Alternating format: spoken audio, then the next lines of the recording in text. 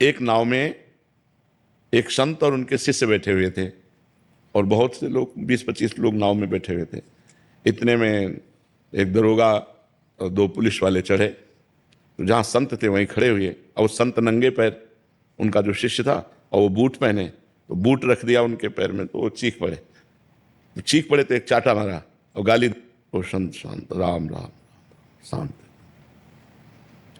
नाव किनारे लगी तो किनारे 2-4 हाथ पानी में, जहाँ इतना इतना पानी वहाँ नाव तो जाएगी नहीं। अब वो बूट पहने थे तो वो संगीन लिए हुए थे, गश्त में थे, तो पहले देखा होगा बंदूक के ऊपर चाकू लगी हुई संगीन, तो उन्होंने ऐसे रखा और सोचा छलांग लगा के पार हो जाए। वो बालू थी, वो फिसल गई, संगीन उनके यहीं घुसी और वहीं मर गए। तो गुरुजी ने अपने शिष्य को डांटा कि अगर एक शब्द कह देता तू तो ये बच जाता, तूने एक शब्द भी नहीं कहा ना, इसलिए इसको इतना भारी दंड मिल गया। पलट कर तुम्हें कोई गाली दे रहा हो, गाली मत देना, उसको इतना बड़ा दंड मिलेगा कि भोग नहीं पाएगा। उमा क्षमा सापहुते भारी, अपने कर्म जाए अपकारी। अपकार जो तुम्हारा कर रहा है तुम चुप हो जाओ, ये सबसे बड़ा दंड होगा, और सह के निकल जाओ तो ये क्षमा श्राप से भी भारी हो गई, उसको भारी दंड मिलेगा।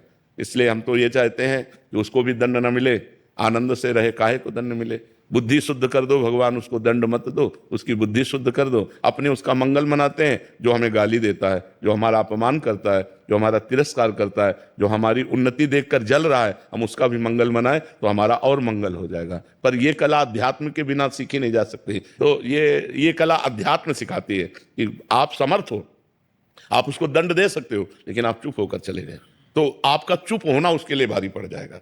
ये रहस्य कोई जल्दी जानता नहीं है, मानता नहीं है कि हम चुप कैसे रह सकते हैं। तो इसीलिए तुम और वो दोनों बराबर हो गए, फिर क्या अंतर। अध्यात्ममान चुप होकर शांत होकर सह जाता है, और वो सहनशीलता, वो क्षमा उसके लिए सांप से भी भारी पड़ती है, और वो कहीं ऐसी जगह गिरेगा जहां संभल नहीं पाएगा।